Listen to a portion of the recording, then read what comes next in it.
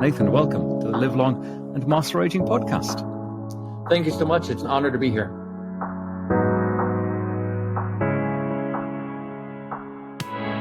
Really good to talk to you. Before we delve into the issues, could you perhaps define what balance is? It isn't something that we consciously think about necessarily every day, but as I've mentioned, it is so crucial, isn't it, to our long-term health? Yeah, balance is one of those automatic functions that if you have to think about it, it's bad, right? And sometimes I like to relate it to if you play tennis and you try to hit the ball, you're a bad tennis player. If you're walking around and you stumble and have to think about your balance, you just fell. And so ultimately, those automatic functions that are designed to protect us as we age start to degrade because we don't train or practice them as much. When you're a child, you're jumping out of trees and playing sports and running around, and that's when we gain all of our balance reflexes. And then as we get later in life, sometimes we choose to maybe move a little bit less. And that moving less gives our brain less training, and then you get what you train, and so suddenly balance can decline, and then our sensation of balance declines along with it. Suddenly we find ourselves where that little automatic function that always stopped us from falling stops working. So that's fascinating. I mean, there are so many issues that we are going to be able to delve into here. Before we do, I mentioned Nimble Science is the company that you work for. You're based in Denver. What do you do? So as the VP of Clinical, my personal role is to make sure that that what we do impacts older adults consistently everywhere that we do it, right? So whether you're helping 75-year-olds or 95-year-olds, anyone can improve their balance, and it's never too late to start. But Nimble, we're really based on this single-focused passion, which is how do we help older adults thrive where they want to live? Which is quite a bit different than aging in place. Aging in place is a stagnant position. Thriving means that people are doing all the things that are meaningful to them and value generating in their life. And what we find is the single greatest limitation of people living meaningful lives is insecurity in their mobility. So what we do is we actually train that balance reflex again using smartphones, phones, and tablets. And it's a game that older adults can play that retrains the balance reflex and reminds the body how that works again. We combine brain and body things together because that's actually how we live life. You don't lose your balance when you're thinking about it. You lose it while you're carrying groceries and someone says, hey, by the way, Nathan. And I go, hey, is that Peter or Paul behind me who said that? And then I stumble. So we're able to retrain those things, and we do that at scale because we need more older adults proactively improving their balance rather than waiting for them to go to some kind of balance class that no one does. And you say play with the app and the phone. Is that deliberate? This has got to be fun for people. Yeah, well, I mean, shoot, just because you're 75 doesn't mean you lose your funny bone. All of us enjoy certain things in life. And frankly, from a behavioral aspect, all of us, we all do what we want to do. And if you don't make an experience that someone wants to do, then it's a useless experience. So it is a game. It's a brain game that you are doing at the same time you're doing simple functional movements. So it's not something you sweat at, or that's even hard, because balance is not a backflip. It's just a step. And so we're retraining the body how to quickly to regain those balance reflexes, to have the mobility to have those reflexes, and to retrain the sensation of balance so that you can actually sense yourself falling in the first place. And how did you come to this, Nathan? You're a physical therapist. Just briefly, what is your background? So as a physical therapist, I started off in sports medicine, and I was treating high-level concussion and getting people who had a sudden insult to their balance back to high-level sport.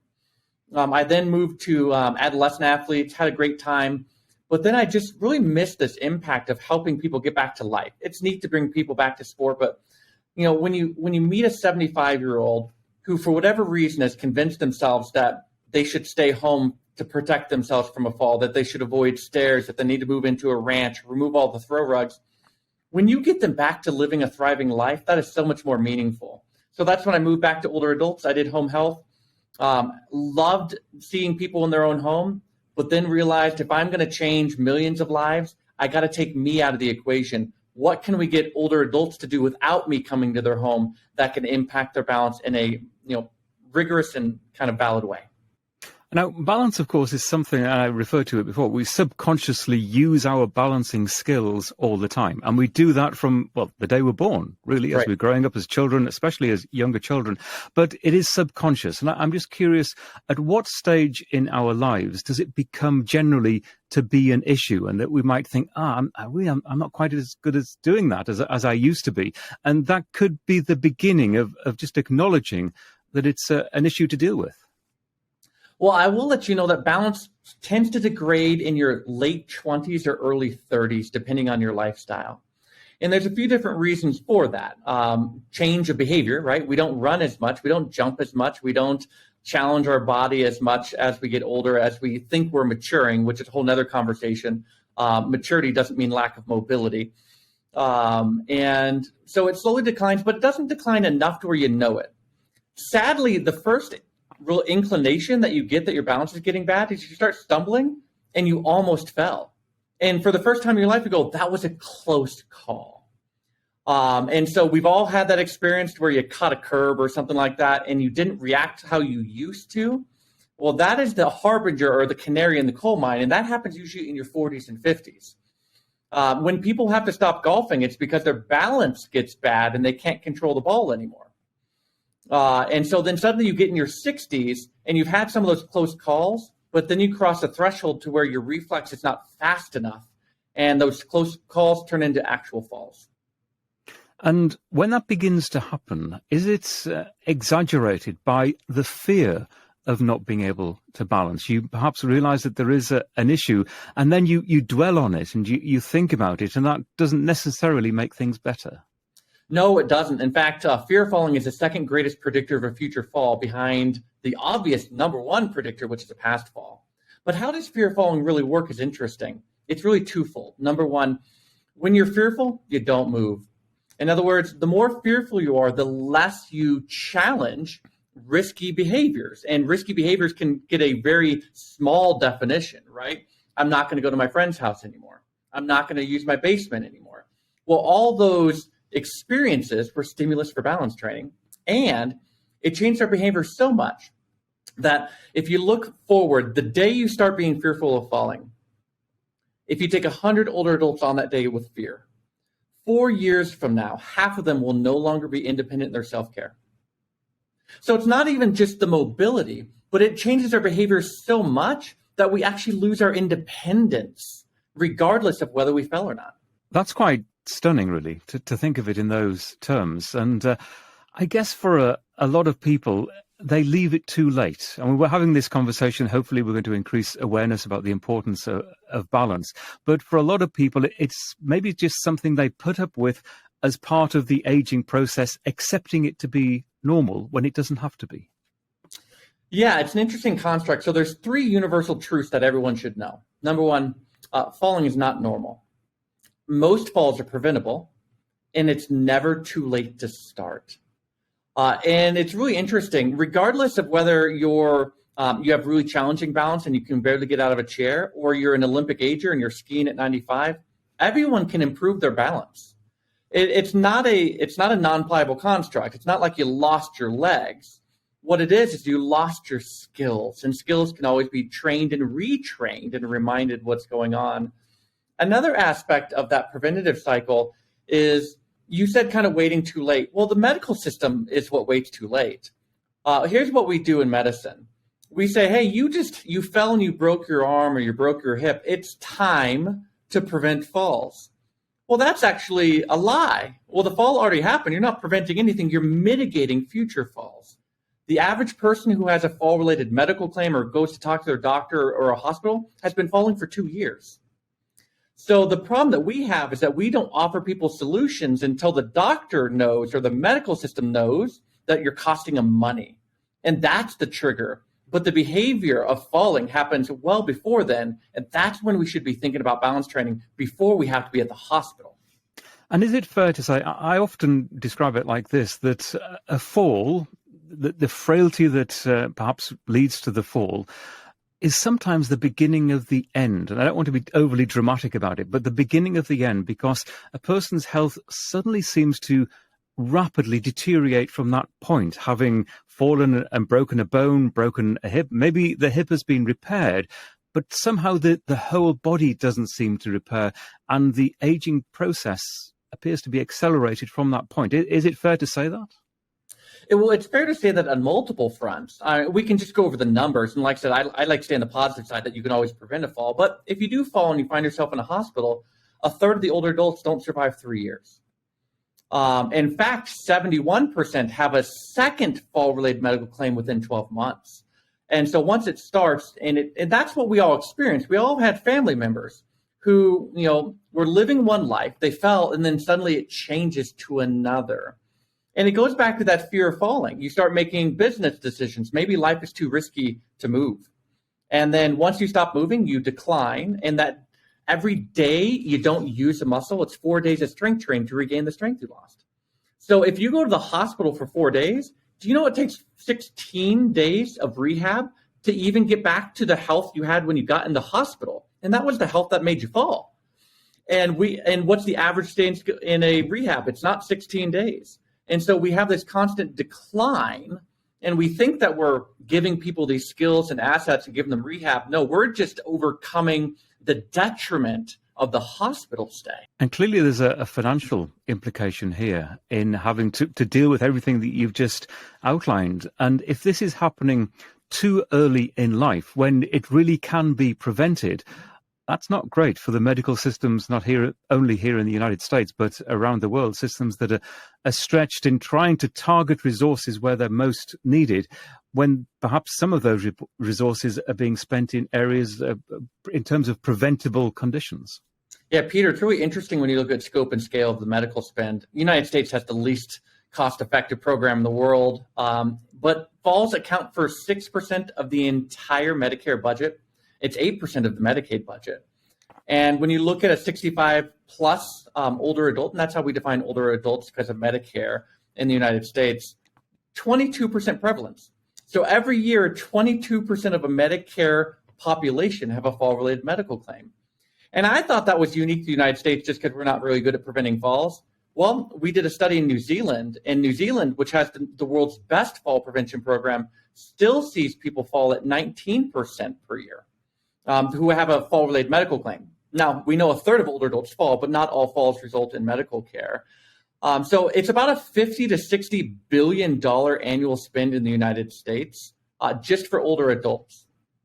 Interesting point, and maybe this is going off at a little tangent. You mentioned how we define what an older person is, and generally here in the United States, it's when that person becomes eligible for benefits in their 60s. But leaving aside that, how would you define what an older person is? Some people refer to the over 50s. In the UK, it's pensioners when you're getting your social security, again, at some point in your mid-60s, and that age tends to change. But in my mind, I'm in my 60s, early 60s. I don't feel or consider myself to be old. I'm just interested in your perspective there. You're old when you decide to act old. It's a behavior. For the most part, most chronic diseases are fully preventable. And if you have a healthy lifestyle, most people go on, and that's the whole reason why we have a book called Live Long, Die Short, because it's possible. So I define an older adult as someone who has, for whether a shift of vocation or a shift of belief, has decreased their engagement in what they considered value generating, because that's really the changing. When you decide, like if you retire and you go, well, I'm not going to do anything anymore. Well, then you're old. You are an older adult when you've decided that you no longer want to add your impact to the world. And so I think it's really a declining of engagement. So you look at someone, my grandfather, he was a country western bootmaker, and a lot of my passion for falls comes from him because he died as a consequence of a fall. He worked for 72 years, and he was walking 10 miles a day well into his 80s. And you look at that, and the reason why he was never an older adult until he decided to stop working. And that's when he became an older adult, because all of his behaviors changed. You could say the headline of this is going to be, you need never to grow old. Well, yeah, but I think growing old for most of us is actually a choice well before it's a requirement. And I like to blame pensions and retirement plans for the world's most successful campaign to get people to do less. Yeah, exactly. And a little caveat to what I just said, you need never grow old. I actually see nothing wrong with growing old. Correct. Growing old can be a positive and should be a positive experience. Yeah, in fact, I kind of coined a term on all my LinkedIn posts, which is aging is not less. It's the belief that aging is less that drives it to be less. In my home health career, I would hear things like, I thought there'd be more gold in my golden years. And I would look at them and I said, well, okay, well, why'd you stop digging? Right? I mean, why would you expect that there'd be gold on the ground in front of you? There's effort involved. There is behaviors to be had. And I think we forget that. And part of it is a misnomer that the body naturally degrades. The degrading of the body and the decline of the body is far slower than we could ever imagine. It's only accelerated by the behaviors of the human. One thing, Nathan, that piques my interest is that you've referred to this, but I'd like to explore a little bit more deeply.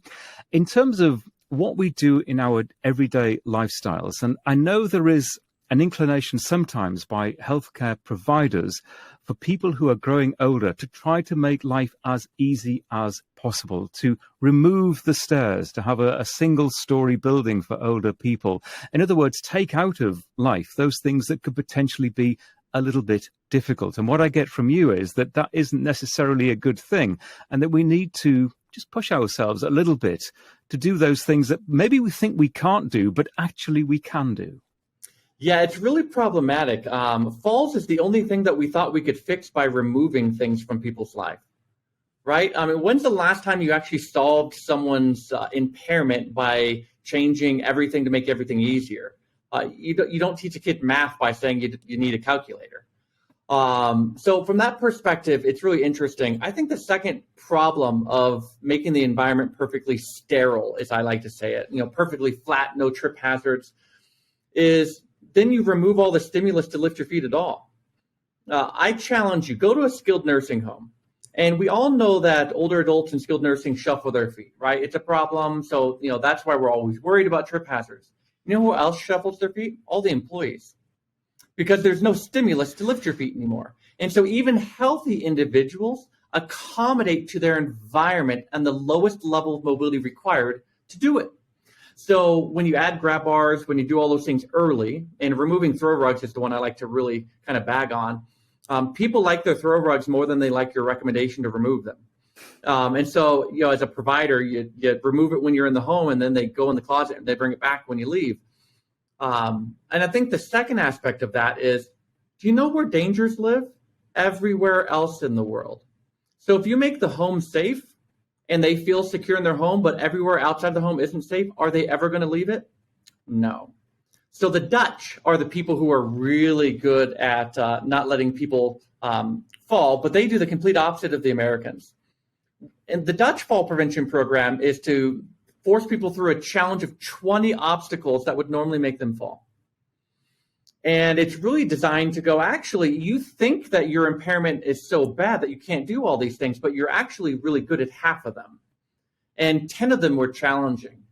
So now that older adult can expand their life back to the things that they took out to protect themselves. And then they come back the next week and they go, you know what, I'm going to beat one of the 10.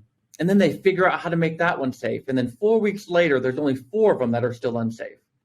Well, now they've expanded far beyond what they thought they could do, and they've expanded their life after to those levels. And you know what they're doing? They're moving more, they're challenging more, they're stimulating, and they're practicing balance more. So even if they did fall, they're far less likely to be injured anyway. To get that message across, though, to a wider population, perhaps to employers, to care home managers, you need a real shift in paradigm, don't you? Because the way you're thinking is just the opposite to what you've been describing, that we need to do everything possible. Maybe there are insurance issues here as well, that big organizations want to make it as safe as possible because they're afraid of the consequences. Yeah, I was talking to an architectural firm designing senior living for independent and assisted living, and they said, Nathan, at what level of challenge should we have in this? Because our lawyers are telling us to remove all the stairs. And I was reminding them that stairs are the single most productive strength training part of someone's day. And so you could either give everyone physical therapy all the time, or you can have them go up and down a flight of stairs. You choose which one is easier and more reproducible. And not to mention that, but you should have grass that people walk on. You should have different surfaces and slopes, because ultimately you want people experiencing the same life that they're going to experience at their kid's house or when they go to the wedding, right? And so if you suddenly remove all those things, then older adults go, well, maybe I shouldn't be doing them. And so we can add fear by changing the environment just as much as we can add fear by telling people they're dangerous. So Nathan, let's come full circle and talk about Nimble Science and the work you do, and especially what you can offer people. Anyone listening to this thinking, well, this really strikes a chord with me. How can I benefit from this technology that you're involved with? Yeah, so two things. We don't offer Nimble directly to older adults, and it's actually part of our mission. And I know that sounds funny, Peter. Here's why. We believe that if a fall-related medical claim on average costs an insurance company $15,000, they should pay for Nimble to be free for every older adult.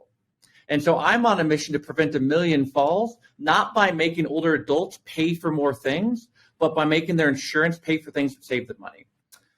So what we really focus on is our customers are actually Medicare Advantage plans or government institutions, and we're constantly expanding how many people are eligible to have free accounts on our program. So for instance, anyone in the 8 counties of the Denver metro area, Nimble's a fully covered benefit from the state of Colorado.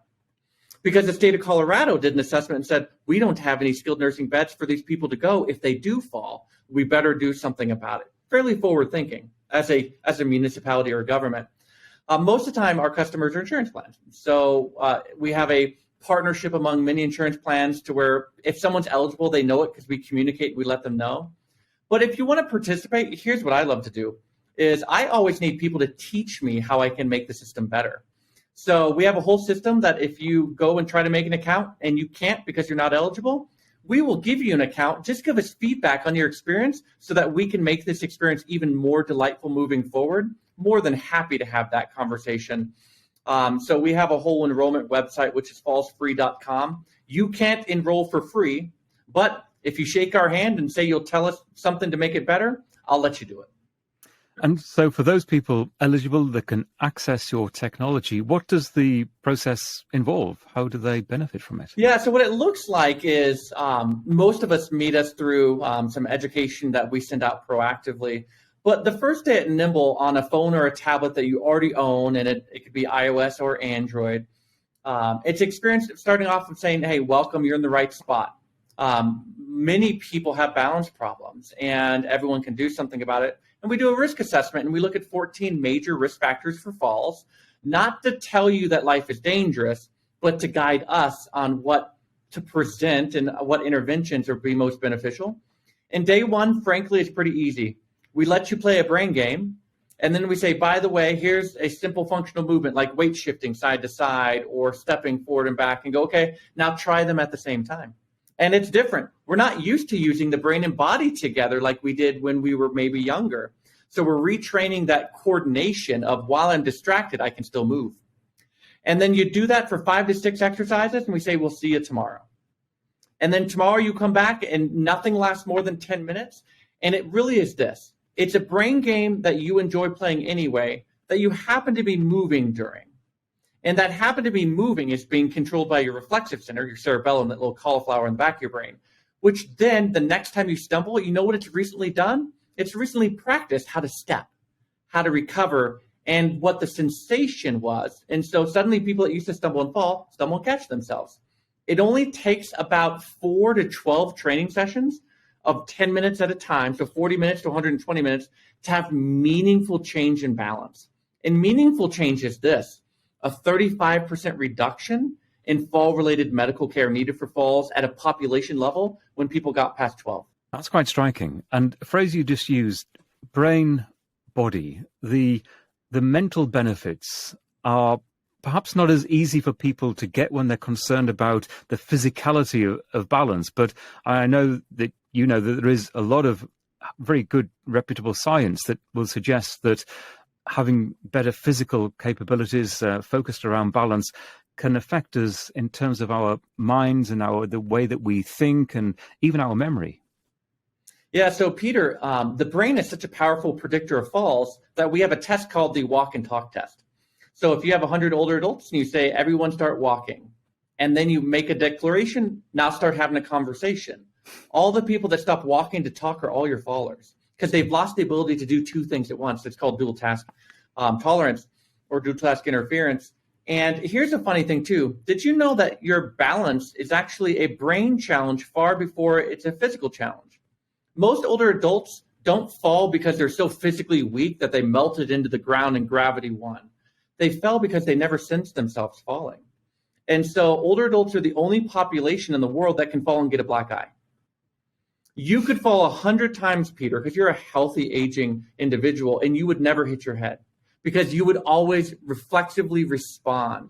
But older adults, the reflex or the sensation of balance can get so poor that they fall like a tree and the first thing that hits the ground is their face.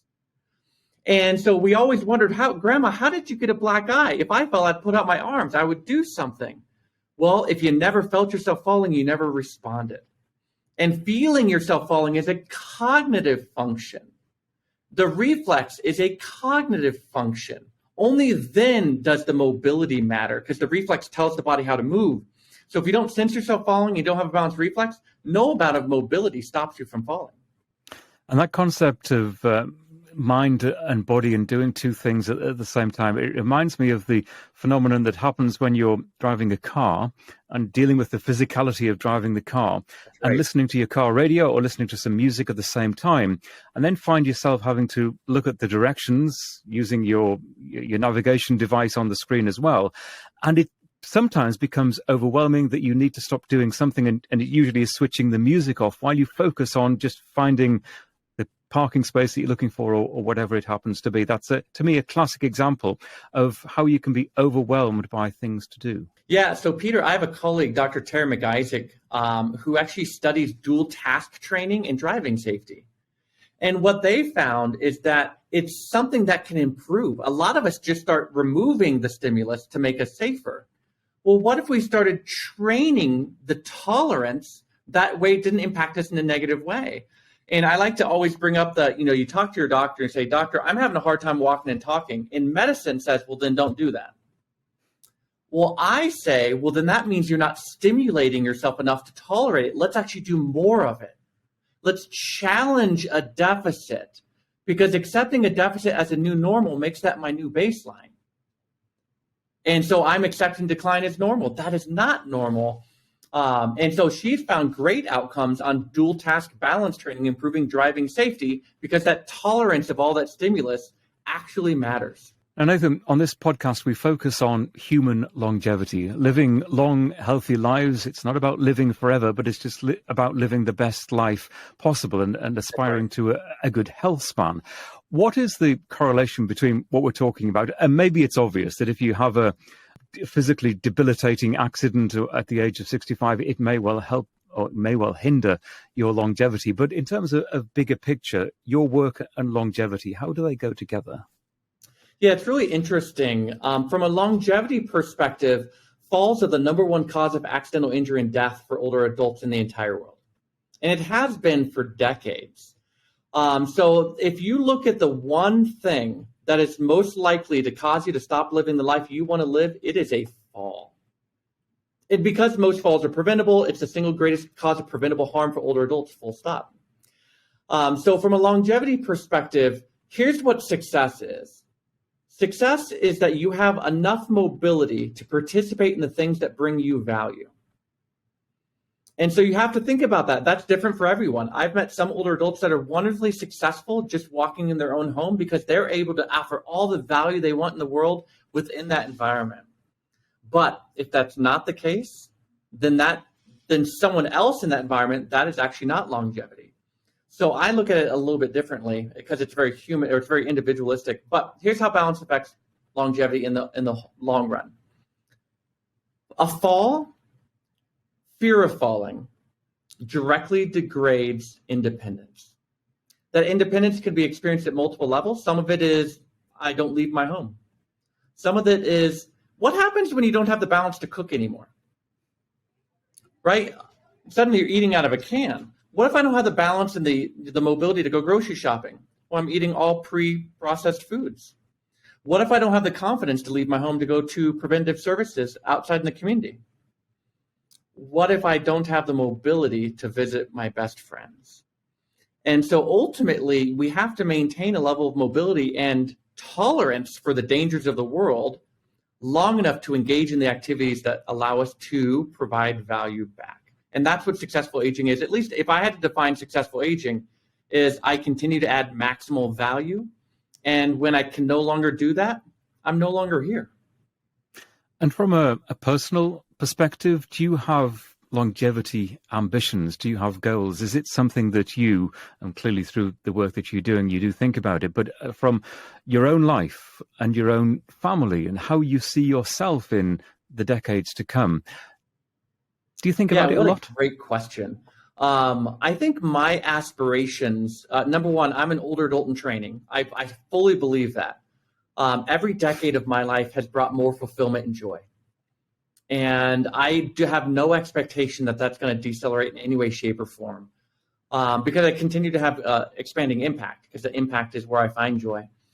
When I look at if I looked at successful, a lot of it would be my grandfather, where he's in his late 80s and he's climbing on the ladder, not because it was the safe thing to do, because he had the skill set to deploy that. He was on the roof. He was still making country western boots. He was still traveling. He was doing the things that gave him joy and that allowed him to give joy to others. And so that's kind of the handshake. A successful life lived. My minister likes to remind us, you don't want people to have to lie at your funeral, right? You want them to be able to say great things about your life. And so I think successful aging is the positive impact you were able to have on others, and that the environment that you lived in, human, relational, ecological, is better because you were here. And I think that is it's a beautiful point to make, and a great way to end this conversation. Nathan, you're doing great work. Thank you so much. It's a pleasure, and thank you for being part of my mission.